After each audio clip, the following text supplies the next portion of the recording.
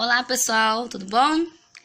Hoje com vocês mais uma aula da nossa oficina de redação, a aula 2, estrutura do texto dissertativo argumentativo, tá? Esse tipo de texto, ele é feito em prosa, principalmente nos vestibulares. Não que você não possa dissertar e argumentar em uma poesia, mas como a gente está focando na questão do Enem aqui, tá? Ele vai ser um texto em prosa. Algumas pessoas costumam dizer, poxa, o Enem é difícil, esse tipo de texto não tem nada a ver com a nossa realidade, tem muitas coisas para decorar. Então, eu vou provar para você que esse texto é comum, né? O que mais nós fazemos é argumentar sobre as coisas, defender alguma ideia, principalmente, né, nessa época que nós temos aí de questões políticas. Então, cada um tem a sua opinião sobre tudo que existe, tá? Então, vou mostrar para vocês que esse tipo de texto é muito comum, principalmente entre os mais jovens, né? Que os adolescentes argumentam, é um texto muito técnico. Sim, ele tem as técnicas dele, porém, não é tão difícil como você imagina. Aqui eu vou mostrar para vocês que, tá? A estrutura que o Enem colocou para vocês, né? Que esse daqui foi tirado um print do INEP, que é daquele PDF que eu passei para vocês, né, que é de domínio público. Você tem o tema, a tese, os argumentos e a proposta de intervenção. Então, o tema a prova vai te fornecer, é sempre alguma coisa que vai falar sobre ordem, né, social, científica, cultural ou política. Então, não tem como a pessoa dizer que não sabe falar nada sobre aquele determinado assunto, tá? Porque é da nossa atualidade. E você vai estruturar a sua tese, que eu vou explicar o que é, os seus argumentos e também a proposta de intervenção. Como eu disse, é um texto em prosa, tá? E dentro de cada parte de um texto em prosa, que é introdução, desenvolvimento e conclusão, você tem que ter esses elementos para que ele seja caracterizado como um dissertativo argumentativo. Pode ir. Bom, como eu falei com vocês, todos os textos em prosa, ele vai ter a introdução, desenvolvimento e mais abaixo a conclusão, tá? E dentro da introdução, para que ele seja caracterizado como um dissertativo argumentativo, principalmente, né, focando o Enem, que aí tem umas peculiaridades em relação aos outros dissertativos de outros concursos, tá? Na sua introdução, você obrigatoriamente vai ter a sua tese. Ela é a opinião sua sobre o tema, e é um elemento que vai sustentar todo o restante desse tipo de texto. Aí os alunos ficam me perguntando, quantas linhas, professora, eu tenho que colocar nessa parte? Lembrando o que é introduzir alguma coisa. É você ser muito breve, tá? Vamos supor que eu vou estar numa palestra e na minha introdução eu me apresento. Boa tarde, eu sou a professora Gedicaia Sabara Silva. Hoje eu vou estar tratando com vocês, né, sobre os problemas que os alunos encontram para acentuar e pontuar. A primeira parte da nossa palestra eu vou falar sobre a questão da pontuação e a segunda parte da pontuação, tá ok? Acho que eu falei. São a quantidade de linhas. Você vai ter entre 5 e 7 linhas aproximadamente, lembrando que não pode ter menos de 5. Ah, mas eu posso passar de 7? Sim, você pode. Lembrando que quanto mais você escrever na introdução, você corre o risco de começar a desenvolver. Essa parte aqui que você tem que escrever bastante em sua redação, tá? O uso de conectivos, que são os recursos coesivos para poder ligar as ideias. Mais abaixo eu vou mostrar em uma redação o que isso acontece, tá? E você vai explicar o tema com outras palavras, para mostrar para o corretor que você realmente entendeu sobre o que você vai escrever.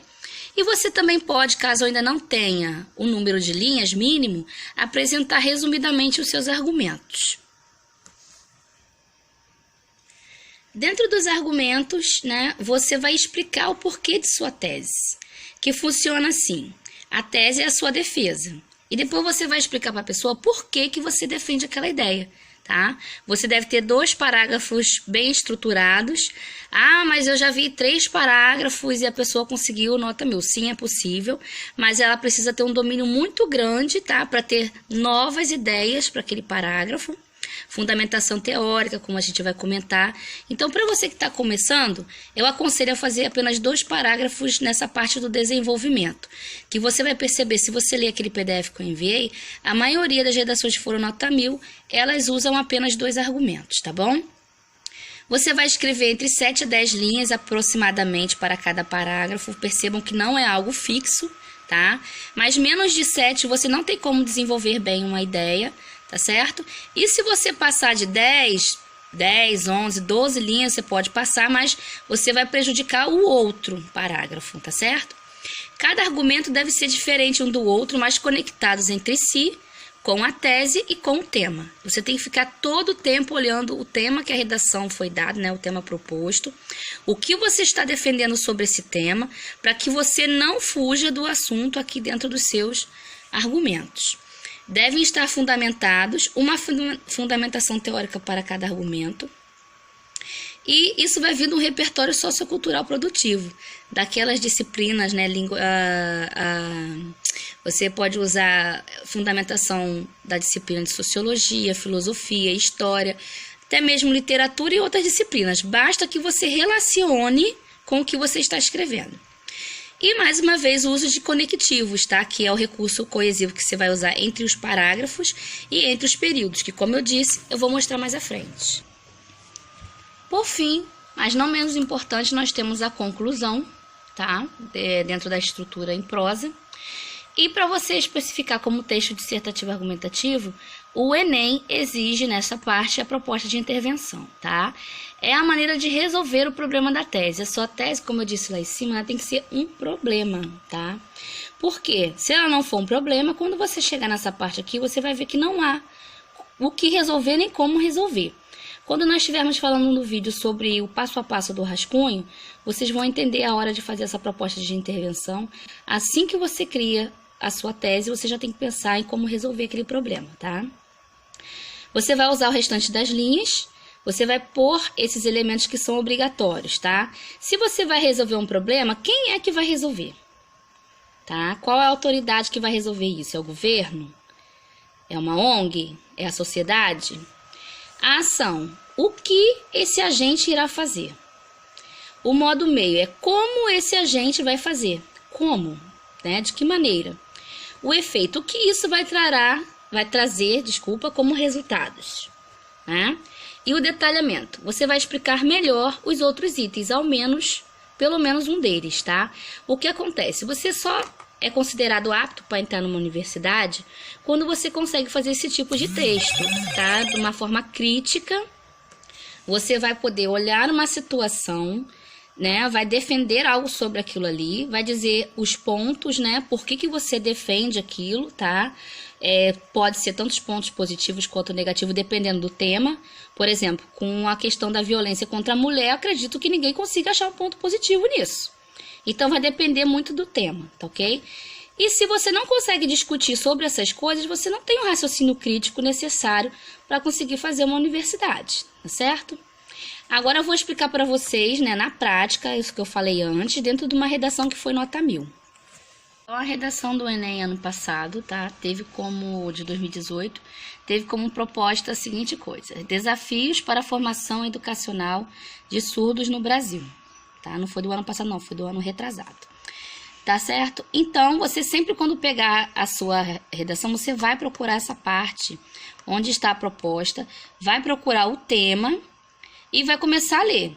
O tema dessa, desafios para a formação educacional de surdos no Brasil. E vamos ver, dentro de uma redação que foi nota 1000, como a pessoa selecionou, organizou, tá? Enfim, usou todas as coisas para defender o ponto de vista dela sobre esse tema. A redação ela vai tratar do tema, tá? De forma completa. No primeiro parágrafo a gente já tem a referência aos surdos, tá? Que as pessoas têm que focar todos os elementos principais do tema, tá? E também vai falar dos desafios, vai tocar na questão educacional, tá? E vai falar que, né, um dos argumentos que ela vai sustentar, que por que não se resolve isso? Um é a questão do preconceito que o surdo sofre e o outro é a falta de atenção do Estado para esse problema, tá? E ela vai comentar esses dois desafios nos parágrafos no segundo e no terceiro, que são os parágrafos de desenvolvimento. Ela vai colocar um excelente repertório sociocultural, que é a fundamentação teórica, de maneira produtiva, porque alguns, né, têm mania de gravar, por exemplo, Kant. Ela joga lá o nome do Kant, uma citação qualquer, mas na verdade não relaciona com o que ela está discutindo. então não será produtivo. Só é produtivo quando a pessoa relaciona o que ela escreve, tá? E vai contribuir para a argumentação do texto. Ela vai apresentar também informações, fatos e opiniões relacionados ao tema proposto, de maneira consistente, organizada para defender o ponto de vista. Vai ter um repertório diversificado de recursos coesivos, que são o uso dos conectivos, e sem inadequações, tá? Você vai perceber que ela vai articulá-los tanto entre os parágrafos quanto entre os períodos. Também ela vai colocar uma excelente proposta de intervenção, algo realizável, tá? Que tem que ser concreto, bem detalhado, com todos os cinco elementos obrigatórios e principalmente respeitando os direitos humanos. Aqui nós temos a redação da Mariana. Como eu falei, isso aqui tá lá no PDF, é de domínio público, tá? Isso aqui já foi do PDF de 2018. Aquele de 2016 nós vamos trabalhar também em breve, tá? Na antiga Esparta, crianças com deficiência eram assassinadas, pois não poderiam ser guerreiros, profissão mais valorizada na época. Aí nós temos aqui, ó, dentro da própria introdução, já a questão da fundamentação teórica dela, tá? Do repertório sociocultural. Ela vai usar uma questão histórica para introduzir o texto. Ainda na redação, ela continua. Na contemporaneidade, tá? Ela está situando, já que ela começou com algo histórico antigo, ela vai trazer as pessoas de novo para os dias atuais, usando essa conexão aqui. Tal barbárie, nós temos aqui, ó, o comentário, que é um elemento coesivo que está entre os períodos, tá? Então, nós vamos usar aqui o tal para retomar o que ela havia dito antes, que era a questão, né, dos espartas sacrificarem as crianças com deficiência. Não ocorre mais. Porém, outro conectivo, a grande dificuldade para garantir aos deficientes, em especial aos surdos, o acesso à educação. Então, qual é a tese da Mariana? Exatamente essa parte aqui. Ela diz que o surdo hoje tem grande dificuldade para garantir os direitos dele, principalmente no que se refere à educação. Então, você vê aqui que ela abrangeu o tema, tá, em sua plenitude. Devido ao outro conectivo, preconceito ainda existente na sociedade e a falta de atenção do Estado em questão. Aqui nós podemos perceber que ela vai usar mais para frente esses elementos como explicando por que o surdo, né, tem dificuldade para garantir, tá, os seus direitos educacionais. O primeiro porquê? Pelo preconceito que ele sofre na sociedade. E o segundo porquê? Por falta da atenção do Estado. Aí ela continua. Inicialmente, então ela usa esse conectivo aqui para ligar o parágrafo da introdução com o primeiro parágrafo do desenvolvimento. Inicialmente, um entrave é a mentalidade retrógrada de parte da população. Então ela vai retomar essa parte que ela citou aqui, o preconceito ainda existente na sociedade, no tópico frasal do argumento dela, tá? Então ela retoma essa mesma coisa que ela citou, né, na introdução, retoma no desenvolvimento com outras palavras, que você deve evitar repetição de palavras, mas se você for ver, o significado é o mesmo, que age como se os deficientes auditivos fossem incapazes de estudar e posteriormente exercer uma profissão. De fato, tal, então você tem dois elementos aqui, tá, que vai ligar ao período anterior. Tal atitude se relaciona ao conceito de banalidade do mal, trazido pela socióloga Hannah Arendt. Quando uma atitude agressiva ocorre constantemente, as pessoas param de vê-la como errada. Então, aqui você tem a fundamentação teórica dela, tá ok? O repertório dela. Agora ela vai citar a Hannah Arendt, que é uma socióloga, ok? E relaciona o que ela está falando. Por que a sociedade não se importa hoje com o que tem acontecido aos deficientes, em especial o surdo, tá? Por causa da banalidade do mal, o conceito que essa socióloga traz em suas pesquisas.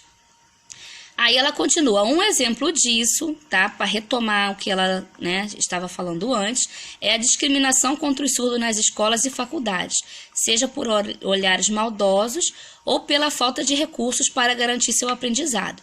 Aqui dentro nós temos mais dois elementos coesivos. Nessa situação aqui eu não marquei, mas o nessa também é, o medo do preconceito que pode ser praticado, mesmo pelos educadores, possivelmente leva à desistência do estudo, mantendo o deficiente à margem dos seus direitos. Fato que é tão grave e excludente, ó, tão quanto os homicídios praticados em Esparta, apenas mais dissimulado. Então, ela retoma a questão histórica lá de Esparta, tá? Dizendo que as pessoas fazem algo tão cruel quanto que foi citado na introdução. Lembrando a vocês que eu não marquei todos os elementos coesivos por falta de espaço que nós teríamos aqui, tá certo?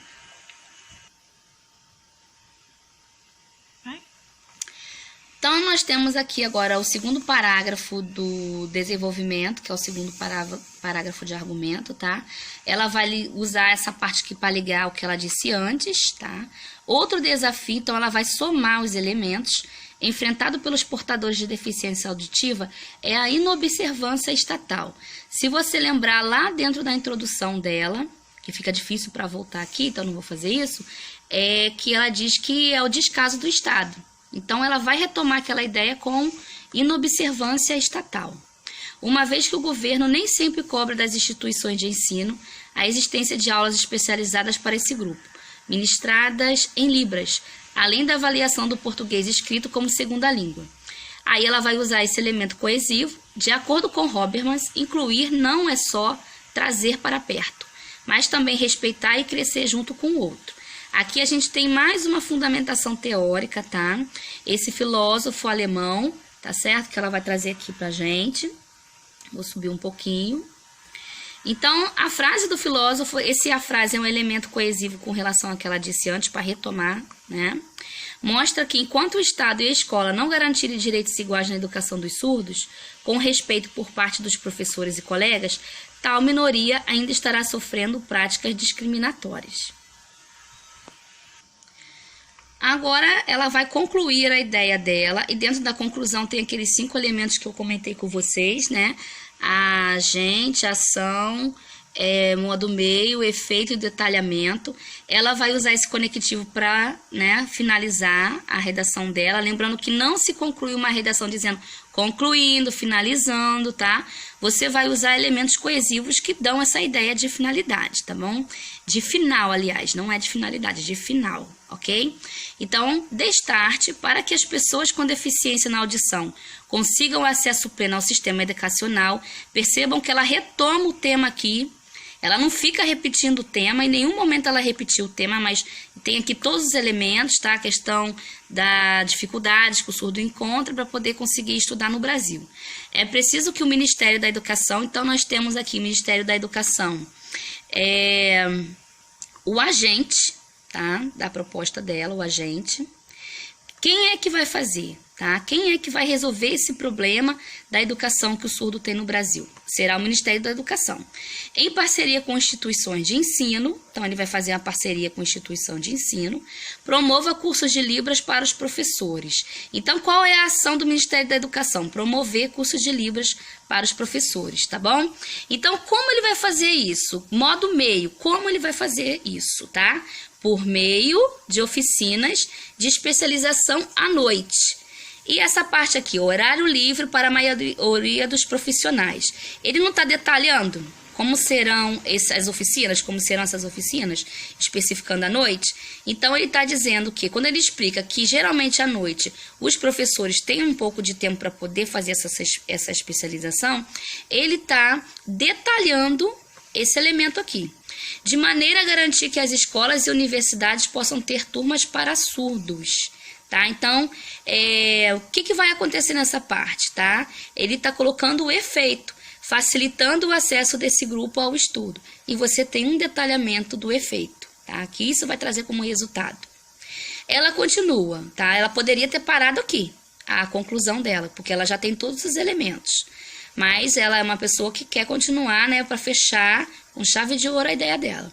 Em adição, outro elemento aqui, que vai dar a ideia de soma, por isso que ela escreveu em adição, o Estado deve divulgar propagandas institucionais, ratificando a importância do respeito aos deficientes auditivos, com postagens nas redes sociais, para que a discriminação dessa minoria seja reduzida, levando a maior inclusão. Ok? Então, você tem aqui uma outra, né, um início de outra proposta com outros elementos. Mas hoje a gente não vai se aprofundar nisso, foi só para mostrar para vocês que esse tipo de texto, ele precisa ter esses elementos e não é uma coisa tão difícil de ser feita. Então, recapitulando com vocês, A prova vai te oferecer o tema, você vai criar a sua tese, né, que é a sua ideia sobre o tema, precisa explicar por que você defende essa ideia com seus argumentos e depois você vai propor uma solução, que a sua tese é um problema.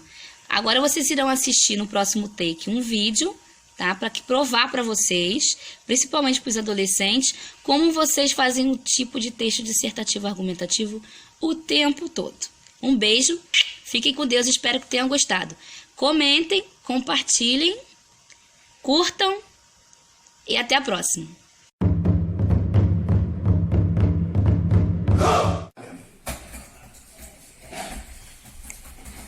Oi, tio. Você sabe que eu te amo, né? Você tá tão bonito hoje.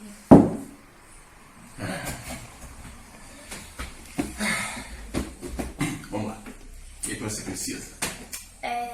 Eu queria um telefone novo, sabe? Você já não tem um telefone?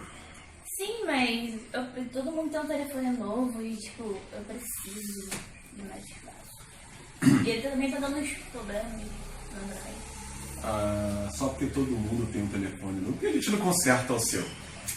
Porque eu também preciso de espaço, como eu te falei. E a minha professora lá, ela fica me mandando os PDF, do Enem, não sei o quê. Aí eu não tenho espaço para ler esses PDFs no meu telefone. Tá, vamos lá. Já entendi. Você quer um telefone novo para você conseguir melhorar na escola, é isso? Sim. Tá bom. Como que eu vou ter certeza que você vai usar esse telefone para esse fim, para poder melhorar na escola? Você pode olhar meu boletim, eu lá na escola. E como que você acha que eu vou conseguir fazer isso? Arrumar esse telefone? Você pode parcelar no cartão. Você é rico, né? Ai, caramba! Não, tá bom, olha só, a gente trabalha pra caramba, mas vamos fazer o seguinte. Tudo bem, a gente vai numa loja, escolhe uma loja, procura um telefone pra você, um que funcione, mas tem uma condição. Eu quero acompanhar suas notas e quero sempre verificar se você está desenvolvendo bem no colégio, ok? Ok. Então estamos certo assim? Sim. Aperta a mão aqui do tio. Dá um beijo aqui. Tá bom, muito obrigado. Deixa eu te trabalhar.